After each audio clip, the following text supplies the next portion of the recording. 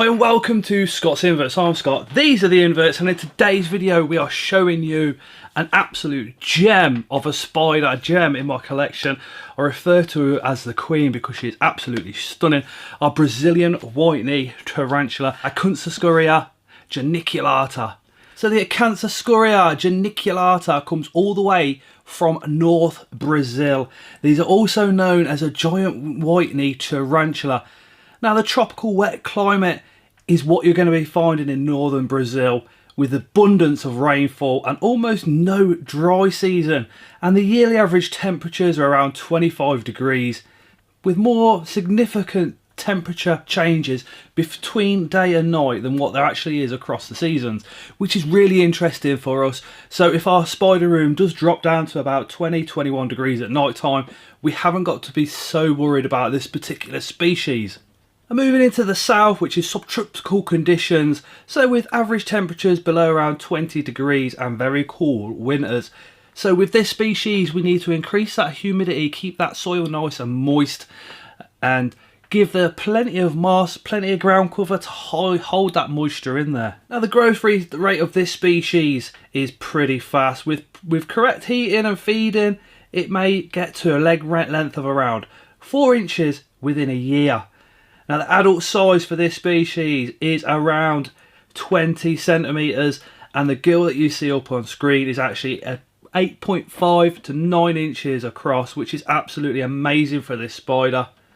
Now the females can mature as little as 5 years, but they're normally around the 8-year mark, whereas the males can mature as little as 8 months to 3 years. The females can live between 15 to 20, whereas the males, maximum for a male we're going to be looking at is around 5 years of age, which is a kind of typical age for any of our spiders. Now when you first get a spiderling of one of these home, try and get some fruit flies, and then slowly introduce baby crickets as your spider gets a little bit bigger and bigger. I'll try to give 1 to 2 a week at the same time. If they take both of them, happy days. If they only take the one, then don't worry, don't panic, and then carry on the feeding the following week. And I do this with all the way up to the juveniles, and when they become adults, you go off that abdomen. So if she's got a big bum like mine has, maybe skip a week in the feeding and she'll be absolutely perfect. I mean, this tarantula is a tarantula that's going to come out. She's going to be on display. She's very, very defensive as an adult. She's going to give you that defensive threat pose. But at the end of the day, this spider still would rather run away and flick hairs. And believe me, those hairs can be extremely itchy, and they'll just come rising up off her abdomen. And with her having such a large abdomen, she's going to be able to flick a lot of hairs. So just bear that in mind when we're rehousing as well, because when we rehouse her, she could get stressed, she could flick those hairs, and she could also definitely flick up that threat pose at us as well. Now they are a New World species, so the venom, there's not a lot of information out there, but it's going to be around the pain threshold of kind of a bee sting or a wasp sting, so it's not going to be up there too high when it comes to pain thresholds.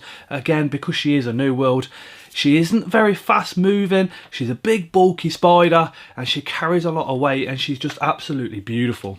And just to finish our care video, or care part off, with a little bit of a useful fact, the actual genus Acanthoscurria is a genus of tarantulas that was described by Anton Urrutia, firstly in 1871, and they're a genus of tarantulas that are found all the way through South America, Argentina, Bolivia, Brazil, Ecuador, Guinea, Ghana, Paraguay, Peru, Suriname and Pennsylvania, and all the way into the West Indies as well. As our species that we're looking at today is from northern Brazil, but it's really interesting to see that widespread genus as well. Anyway, let me show you the setup for our beautiful girl. And this is the enclosure, around 4 or 5 inches of substrate down there in the bottom. Water dish, ever so important. A lot of moss coming across the front, a bit of bare ground there as well, just so she's got a bit of difference in texture when she's walking around. And at the back there, that is a piece of cork bark with the entrance to a cave there. So that's where she goes in a lot of the time, and she's webbed up inside there as well. More moss, and then on top of the cork bark is where the Queen has her throne. more moss on the top of there as well, just to help with that humidity up the top, and we're all good to go.